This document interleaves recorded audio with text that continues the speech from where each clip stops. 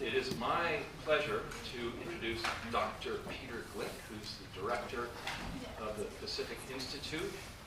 And he, as many of you know, is a leading expert, innovator, and communicator on water and climate issues. He's co-founder and director of the Pacific Institute based in Oakland. The Institute is an innovative and independent, science-based organization that creates and advances solutions to the world's water challenges. He is so ERG. Developed the first analysis of climate change's impacts on water, resources, and the earliest comprehensive work on water and conflict. Again, rigor and relevance. The earliest and defined basic human needs for water and the human right to water. He's a recipient of a MacArthur Genius Fellowship. I think all our students deserve that. Named a visionary on the environment by the BBC, Wired magazine. Don't you all wish you got featured in Wired magazine? As one of 15 people the next president should listen to. Oh, we hope so. Author of many scientific papers and 9 books, including influential series, The World's Water and Bottled and Sold, the story behind our obsession with bottled water, as well as the 2012 release, 21st Century U.S. Water Policy. So please join me in welcoming Peter Gleick.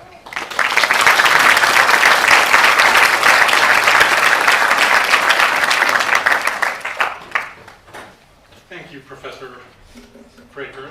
He failed to mention I'm an ERG. He said it was ERG-like, but the most important part of my background is I'm an ERG. And so, in that context, it's a huge honor to be asked to speak here today. Congratulations to all of the 2015 graduates and your family and friends who are all here. It wasn't that long ago, well, it was that long ago. When I was on the other side of this podium, I was sitting in this audience, in this room. It was really a long time ago. I never imagined I would be on this side of the podium. That's partly why this is so wonderful for me. But I warned some graduate in the room today, start writing your speech now, because it's maybe going to happen to you. So, what do graduation speakers normally do? What do graduates and their families and friends expect? What's the standard meme that you typically hear? How do I work in the mandatory Dr. Seuss quote? And I was told that I had to be able to tweet it, or you had to be able to tweet it. Although if anybody is tweeting,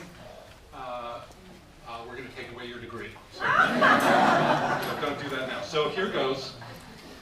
One fish, two fish. Red. Oh no, that's the wrong one. Unless someone like you cares a whole awful lot, nothing's going to get better. It's not. There you go. I could stop there, but I'm not going to. So this is a celebration. It's a celebration of today's graduates, well-deserved. We're here to celebrate your accomplishments, what you've chosen to explore, and what the next steps might be in a world that I would argue desperately needs you.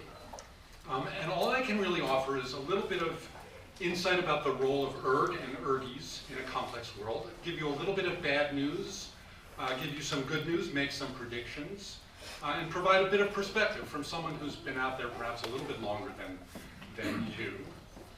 But first of all, for friends and family, what is this ERG thing? It's not a crumb of bread stuck in your throat from this morning's breakfast. That's ERG.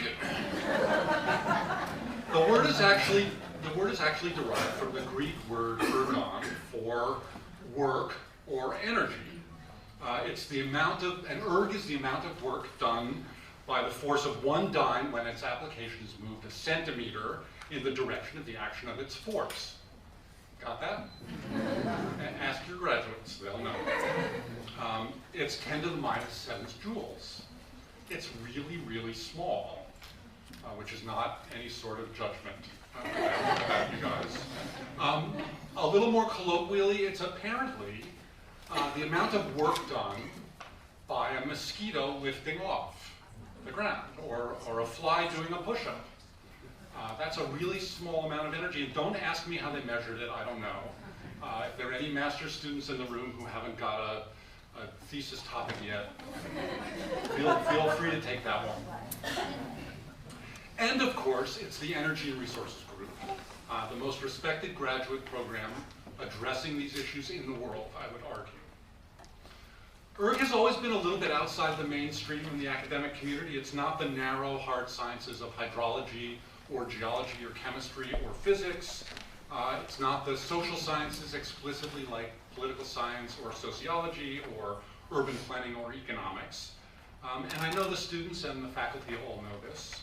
But for the rest of you, ERG is, or can be, a bit of all of these things. It's the problems that we address worldwide, which have their roots in all of those things.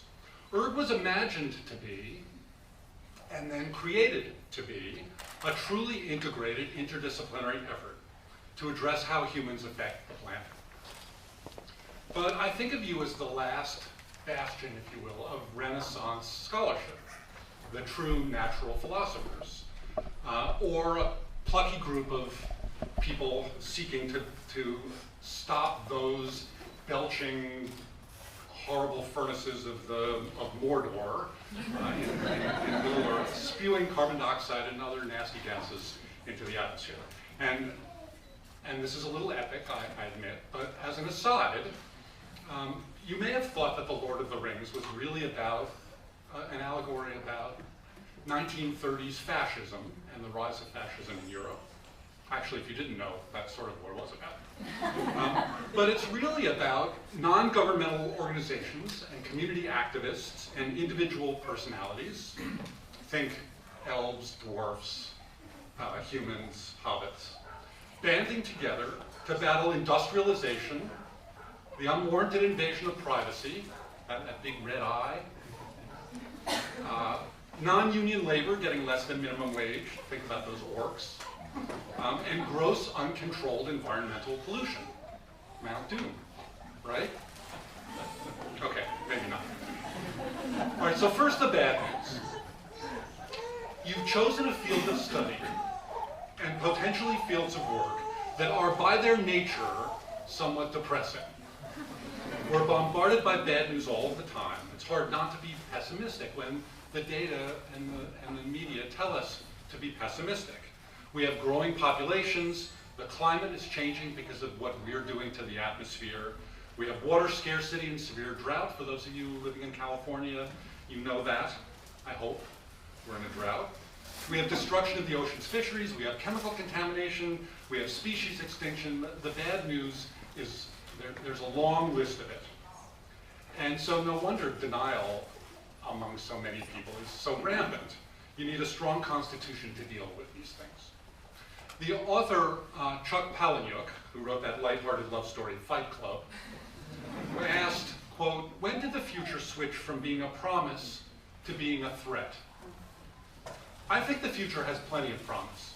I'd like to offer a long-term optimistic perspective on the future, and I reject the charge that an optimist is just a badly informed pessimist.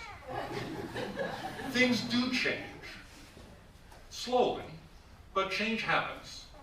Bad things that we used to do or proposed doing a long time ago, without thinking about it or without understanding the implications of those bad things, we no longer do, or we didn't do. So I'll give you a few examples of things that were proposed. We don't have 50 to 100 nuclear power plants up and down the coast of California, or a huge liquid natural gas terminal at Point Concepcion, and some of you may remember the debates about that. We didn't put thousands and thousands of homes on the Marin Headlands. We turned it into a park. We didn't build dams to flood the Grand Canyon, and those were proposed. And today, such an idea would be ridiculous. No one would even propose it with a straight face. Well, maybe they would. We didn't build fleets of supersonic aircraft that would, it turned out, have destroyed the ozone layer. And in fact, we have an international agreement on protecting the ozone layer. We saved the whales, or some of them. We saved the redwoods, or some of them. The UN, after 25 years of debate, a couple of years ago, formally declared a human right to water and sanitation worldwide. Fundamental support for the environment, I would argue, is growing generation after generation. It's getting stronger, not weaker. And we have to accept that we're in this for the long haul. There's never going to be a shortage of bad ideas and inappropriate development plans and vested interests that put money over the environment. But I believe that a century from now, future generations are going to look back on the 20th century and the late 20th century and the early 21st century environmental movements, the way we now look back on the anti-slavery movement, on the suffragette movement, on the civil rights movement, on the gay rights movement, and other examples where social mores and attitudes and assumptions change over time, inevitably change over time. My second favorite source of news, which is The Onion, had a headline a couple of weeks ago that said, quote, "Nation on edge as court votes whether to legalize gay marriage now or in a few years." And that's this idea that things eventually change, inevitably change. And there's a famous expression, the arc of history bends towards justice. That actually comes from Theodore Parker. Theodore Parker was an early abolitionist. He actually died in 1860 before the Civil War, when abolition, long before abolition was a major cause. And he predicted early, decades before the Civil War, the inevitable success of the abolitionist movement. And he said it this way, quote, "I do not pretend to understand the moral universe. The arc is a long one. My eye reaches but little ways. I cannot calculate the curve and complete the figure by the experience of sight. I can divine it by conscience. And from what I see, I am sure it bends towards justice." So here's the good news. The bad future that we can all see is not inevitable. And since it's a future we know we don't want, it's your job to change the arc, to change our path toward a future that we do want, towards justice and true sustainability. This is a full-time job. There will be no shortage of work for you. So here's some more good news. Look around you at your friends and colleagues.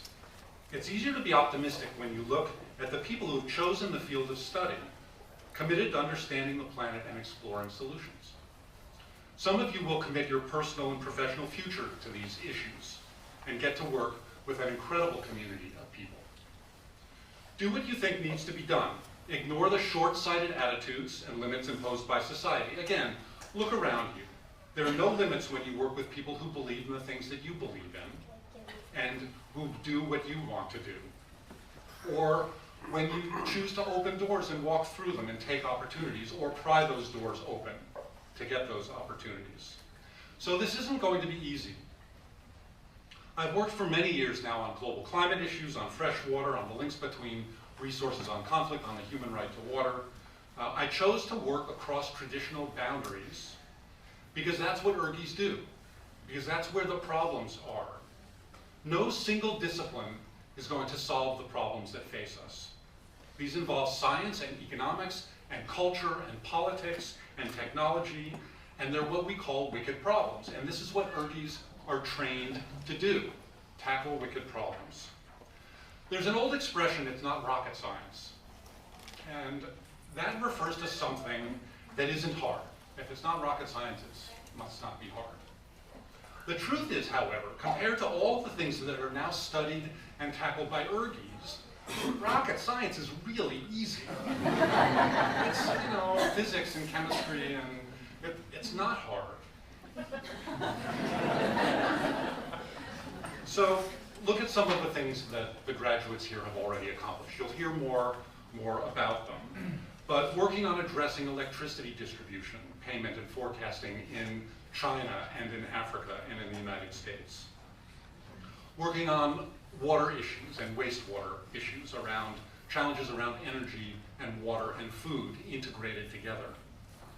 Helping to deal with the issue of climate change.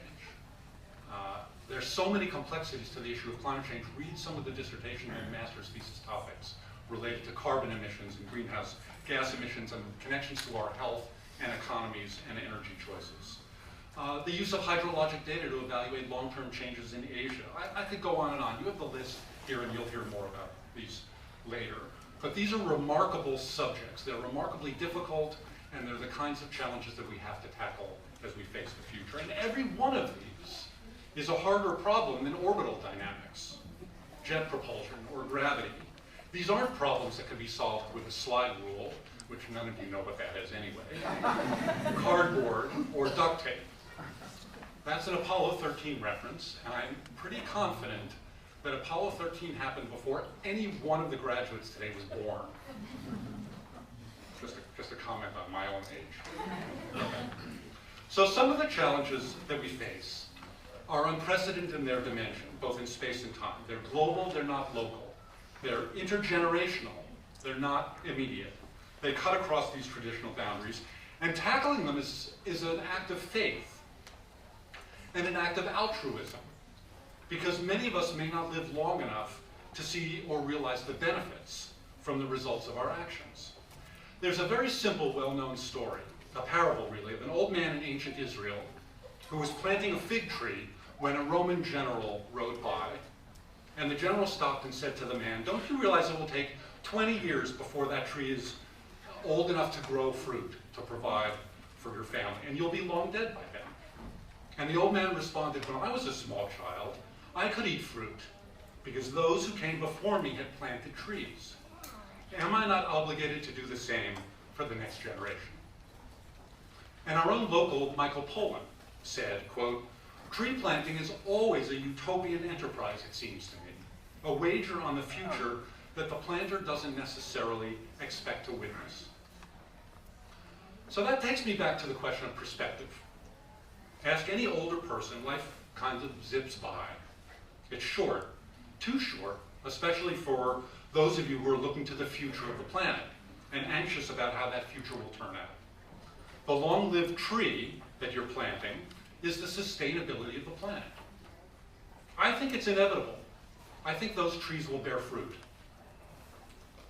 I think I probably won't live to see it, but I think it's inevitable. And frankly, it may be many generations off. But we're in a transition now, believe it or not, even if it's hard to see amidst the bad news, the daily messes, the disasters, and the distraction of daily life.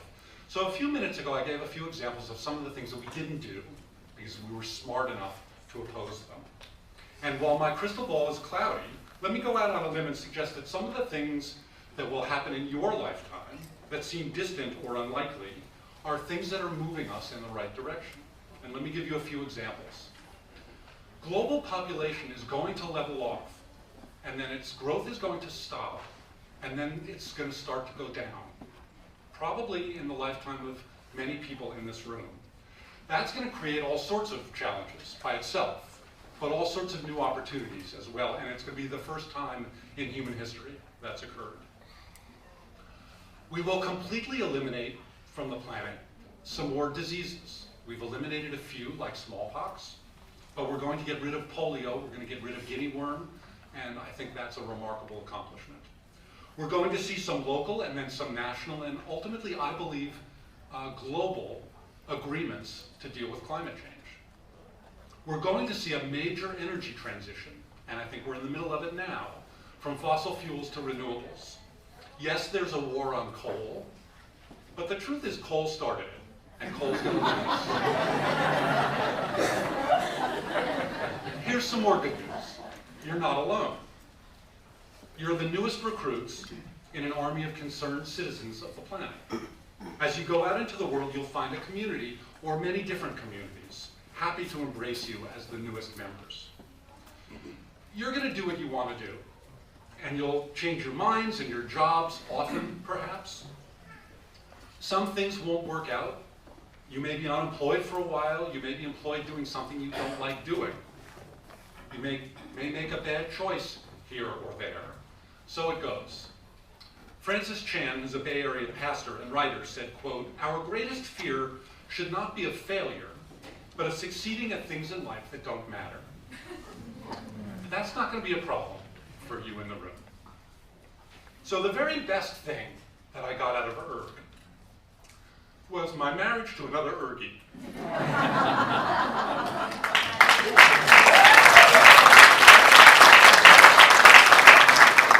Nikki Norman, who's actually here, whose incredible skills and brilliance include the ability to draw the right insight out of complex situations. And one of the things that Nikki likes to say is that this effort to go out into the world and figure out what you do is sort of like climbing the ladder of success and discovering sometimes that the ladder may be on the wrong wall. And that can provoke moments of crisis. The answer, of course, is climb down and find another wall. And that's going to happen. You'll have those challenges, you'll have those opportunities. You have brains in your head, you have feet in your shoes. You can steer yourself any direction you choose. You're on your own and you know what you know, and you are the one who will decide where to go.